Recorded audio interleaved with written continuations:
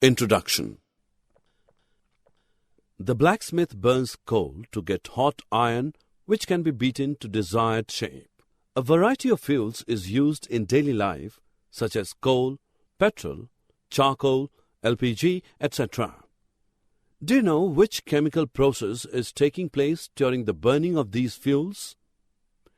It is combustion.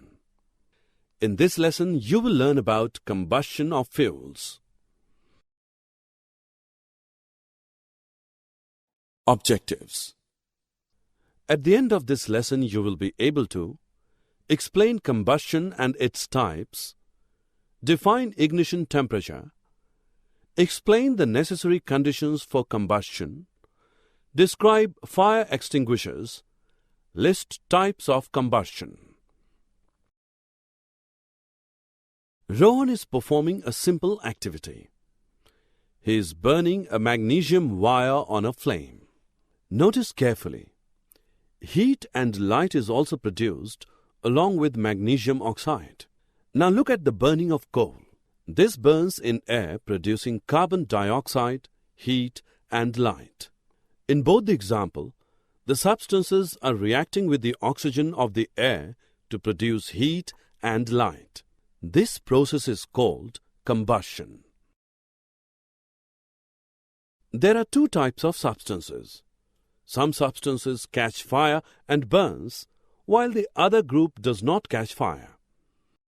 As you can see, the boy is bringing a lighted matchstick close to the paper and glass. Paper catches fire, and so it is called combustible substance. The glass does not burn, and such substances which cannot burn in air or oxygen are incombustible substances. Let us discuss the conditions necessary for burning. Light a candle and cover it with glass tumbler. You will see that candle stops burning after a while. This implies that candle burns freely in the presence of air. Therefore, air is necessary for combustion. We just saw that a paper burns when lighted with a matchstick. Now bring the matchstick close to the piece of wood. The piece of wood does not catch fire.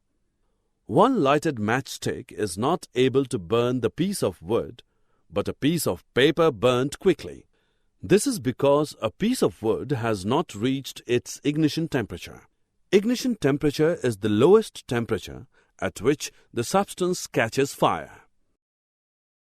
Your mother would have told to keep burning matchstick or a lighter away from LPG gas stove in the kitchen. This is because LPG catches fire very easily. Similarly, you must have seen no smoking sign board at the petrol pumps. It is because petrol also catches fire very easily, and therefore it is advisable not to smoke at the petrol pumps. Substances like LPG and petrol are inflammable because they have low ignition temperature, due to which they readily catch fire. Now we will see how the fire can be put off. Fire needs oxygen, heat, and fuel to exist. However, it can be extinguished by removing any one of them. You must have seen fireman throwing water on the fire and the fire gets extinguished. Water brings the temperature of the combustible material below its ignition temperature and cuts off the supply of air. But water is not a good extinguisher for electrical or oil fires. For electrical and oil fires, it is best to use carbon dioxide as an extinguisher.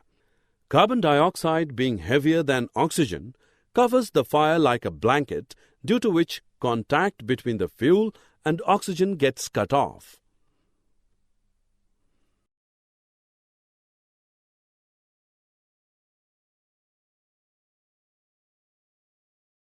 Let us now look at types of combustion. You can see a lady igniting LPG in a kitchen to make food. LPG burns quickly, producing a lot of heat. This type of combustion is called rapid combustion. When white phosphorus is left in the open for some time, it catches fire. This type of combustion is called spontaneous combustion. Other example of spontaneous combustion is the forest fire and fires in coal mines.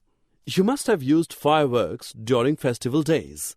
What happens when the cracker burns? The burning of a cracker produces a large amount of heat, light, and sound. This type of combustion is called explosion. Summary. Let us summarize what we have learned.